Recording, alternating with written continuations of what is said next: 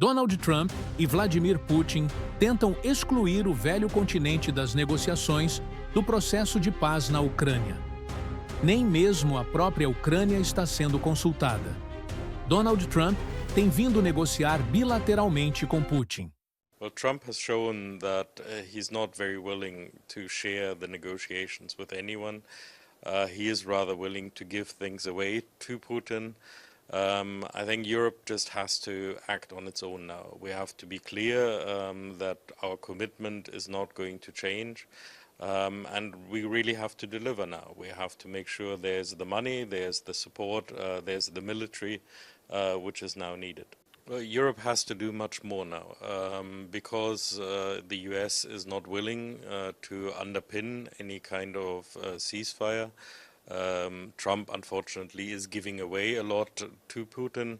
That means Europe has to give the support to Ukraine, it has to give the security guarantees, it has to put the troops there to make sure that Putin does not cross that line. We have to have a ceasefire which, yes, does stop the military action for the moment, but also has the guarantees to make sure that it can last, to make sure that we're not back in this situation in a few years' time, or even worse, with an invasion of the Baltic states, of Finland, of the rest of Europe. Cessar-fogo instável não garantirá uma paz duradoura na Ucrânia e em todo o continente. O presidente do Conselho Europeu, Antônio Costa, defende que a Europa tem que definir uma arquitetura de segurança. Vamos falar com o Américo Martins sobre quais devem ser os rumos dessas negociações, dessas conversas. Américo, temos de um lado Ucrânia e Europa, de outro Rússia e Estados Unidos. Reuniões paralelas acontecendo. Quais são as chances desses encontros em lados opostos chegarem a um senso comum? Carol, ainda não está claro exatamente como essas negociações pela paz na Ucrânia vão prosseguir, mas os europeus estão muito preocupados porque eles estão sendo deixados de lado, assim como os ucranianos, o que não faz nenhum sentido, visto que estamos discutindo a paz na Ucrânia, o país que enfrenta aí há quase 3 anos essa invasão russa. Por isso, os líderes europeus se reuniram ontem. Macron chegou a conversar depois com o presidente da Ucrânia, Volodymyr Zelensky, porque os europeus querem uma frente relativamente unida e querem ter o direito de participar das negociações envolvendo Estados Unidos e Rússia pelo fim dessa guerra. Por que os europeus querem tanto participar? Em primeiro lugar, obviamente, porque a guerra é na Europa, mas muito mais importante do que isso é o fato de que eles querem garantias de que no futuro a Rússia não vai lançar novas aventuras militares contra outros países que são membros tanto da OTAN como da União Europeia. Além disso, os europeus ajudaram e continuam ajudando muito os ucranianos na sua defesa do seu território, no seu esforço de guerra.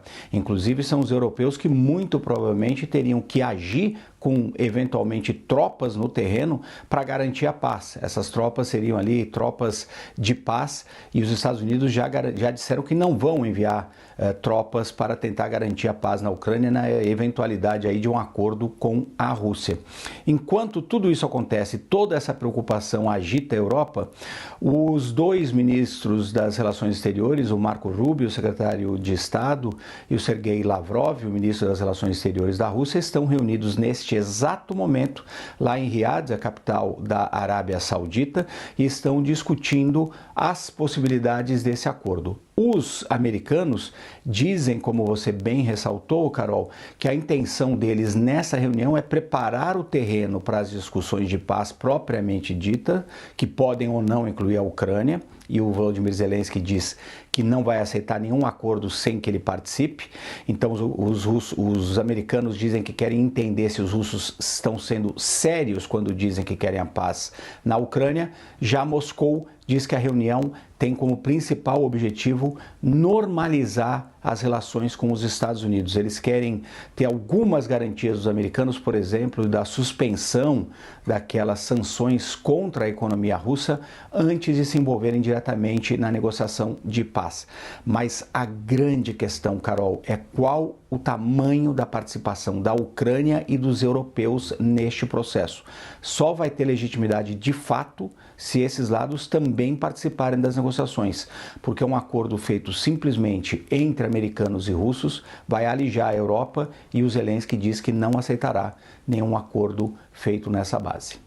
Muitas incertezas ainda, né, Américo? Ontem, inclusive, a gente destacava aqui no Novo Dia as várias mensagens dúbias por parte do governo dos Estados Unidos quando a gente fala sobre a guerra na Ucrânia. Fato é, temos agora conversas acontecendo na Arábia Saudita entre autoridades russas e autoridades americanas, sem a presença da Ucrânia. Por que na Arábia Saudita, Américo? 3 razões, Carol. Essa é uma boa pergunta. Em primeiro lugar, a Arábia Saudita está querendo cada vez mais ter um papel global, quer usar a sua riqueza ali como uma espécie de soft power.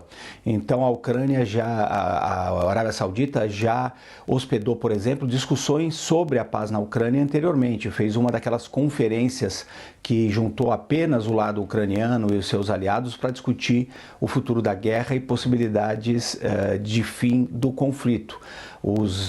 A Arábia Saudita quer ter um papel muito maior.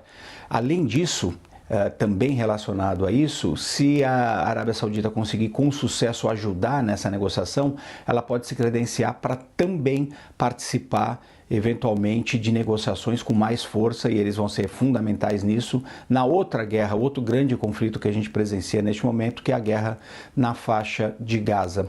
Além disso, o Mohammed bin Salman, o príncipe da Arábia Saudita, o homem forte do país, tem excelentes relações com todos os lados envolvidos, tanto com o presidente Donald Trump, inclusive a primeira visita do Donald Trump no seu primeiro mandato foi para a Arábia Saudita, como também tem excelentes relações com o Donald Trump e com o Volodymyr Zelensky que vai passar, inclusive,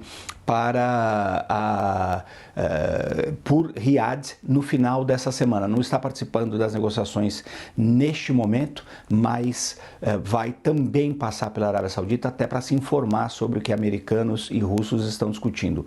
Então é uma mistura de querer ter mais peso nas negociações internacionais, de tentar facilitar este processo e também pela proximidade que o líder saudita tem com todos os lados envolvidos.